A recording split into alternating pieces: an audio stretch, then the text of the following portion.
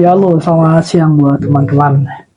Ini pertama kali saya ngerekam dengan menggunakan alat yang sebelumnya saya tidak pernah gunakan, yang paling kayak begini, kayak gitu ya. Cuman ya hasilnya goyang-goyang dan suaranya juga kurang puas buat saya juga. Nah, saya coba to make it better. Nah, kebetulan saya sih sudah punya alatnya ini.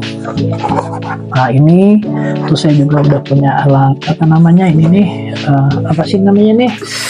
wireless mikrofon. Nah, ini baru saya coba kayak gitu, dan setelah dites hasilnya sih lumayan bagus ya. Jadi saya coba untuk konsisten buat rekaman kayak gitu, so depend on the mood juga. Kalau makan saya lagi ada ide, saya coba untuk buat konten ya, sementara belum konten masak-masak, belajar ngomong dulu. Nah, kayak gitu. Nah, ada teman yang sempat nanya, bro, kalau ada loker atau ada info boleh lah ajak kayak gitu. Terusannya, kok bisa sih lo bisa dapat kerjaan di sana, gimana caranya kayak gitu.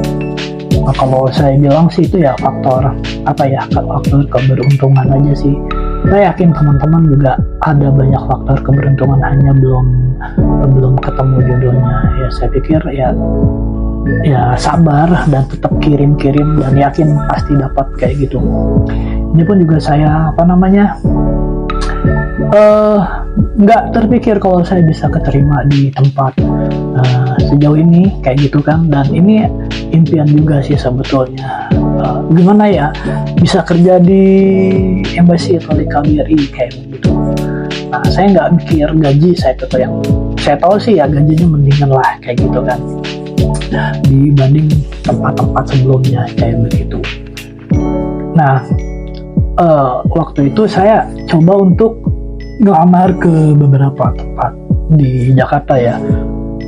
Jadi sebulan yang sebelumnya gitu saya udah ngerasa ini udah nggak challenging lagi kerja di sini kayak gitu. Saya mikir ya mungkin lebih kepada ke burnout kali ya kayak gitu. Jadi saya cari solusi kayak gitu. Ya kerja sih dimanapun selama di Indo ya sama. Saya pikir kayak gitu dengan too much tension, banyak waktu terfokus sama kerjaan kita kayak gitu kan, dengan dengan pendapatan yang bisa dibilang kita pas-pasan, pas buat makan, pas buat biaya hidup kayak gitu kan, pas buat nabung kayak gitu. Dan ya saya coba untuk kirim CV lamaran ke beberapa tempat kayak gitu. Ya ada banyak sih yang respon kayak gitu kan, ada yang terima, bukan terima sih, ada banyak panggilan kayak gitu, baik offline maupun online kayak gitu. Beberapa wawancara kayak gitu terus kita udah sempat mau buat tes food kayak gitu, tapi entah kenapa mereka nggak ada respon lagi. Dan saya juga nggak mau pusing sih dengan respon kayak itu, karena buat saya pikir ya cocok-cocokan. Kalau saya yang cocok, dianya yang nggak cocok, atau dia yang cocok, saya nggak cocok. Jadi kita tinggal tunggu waktu aja sih bro. Nah, sampai suatu saat saya kirim, ada iklan gitu kan, saya kan ada grup chef saat itu ya, dibutuhkan chef di ini. Saya coba ya noting tulus ya teman-teman. Ya dapat syukur, nggak dapat ya udahlah, yang penting saya masih kerja dan belum posisi resign kayak gitu. Jadi buat teman-teman kalau emang mau kalau mau cari tempat ya usahain jangan resign dulu ya, karena ya repot juga apalagi kita yang udah punya keluarga. Nah, kayak gitu kan. Nah, nggak nyangka ternyata direspon, dapat telepon dari sini di Afrika ini sekali, 2 kali, 3 kali, sampai akhirnya tekan kontrak dan pengurusan dokumen. Itu nggak terlalu lama ya teman-teman, mungkin sekitar 1 bulan take time. Itu lebih ke pembuatan visa sih kayak begitu kan, lebih ke pembuatan visa untuk pembuatan paspor sendiri dan dokumen lokal kayak SKCK dan sebagainya. Itu ya nggak terlalu makan waktu lama, standar lah ya Cuman saat itu kan karena domisili udah di Kuningan, jadi saya bolak-balik tuh, saya cheating time sama waktu kerja di Jakarta, jadi pulang pergi sering ngurusin berkas kayak gitu. Dan sampai akhirnya ya saya di sini kayak gitu.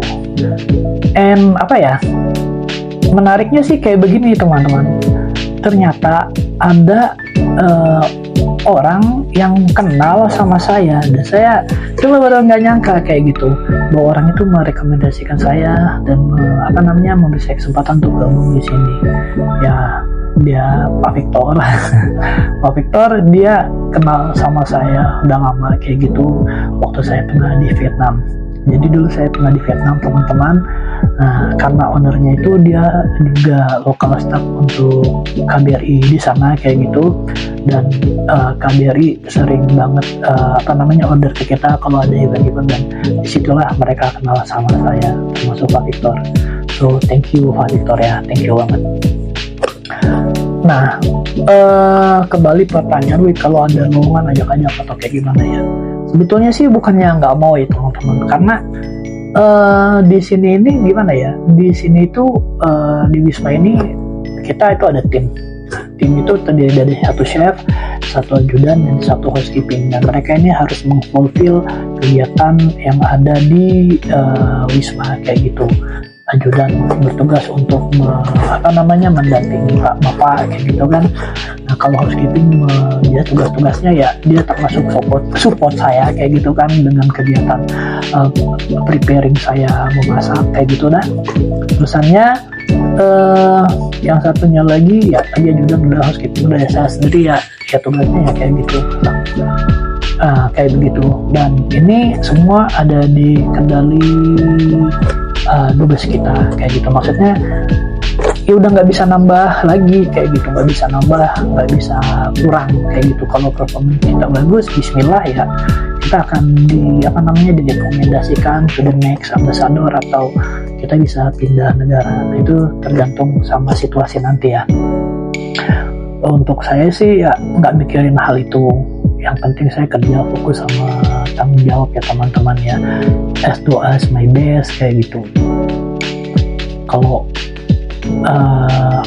kalau dibilang jenuh ya jenuh, kalau dibilang bosan ya bosan, tapi ya dimanapun ya sama dengan activity daily gitu kan, ya pasti dia merasa bosan kayak gitu. Nah, ini pintar-pintar kita untuk untuk mengatasi hal semacam itu. Sementara ini dulu teman-teman untuk untuk mengupload rekaman pertama ini. Nanti kita lihat hasilnya, kalau emang bagus, saya ada rasa percaya diri yang bagus, saya akan lanjutin. Peace.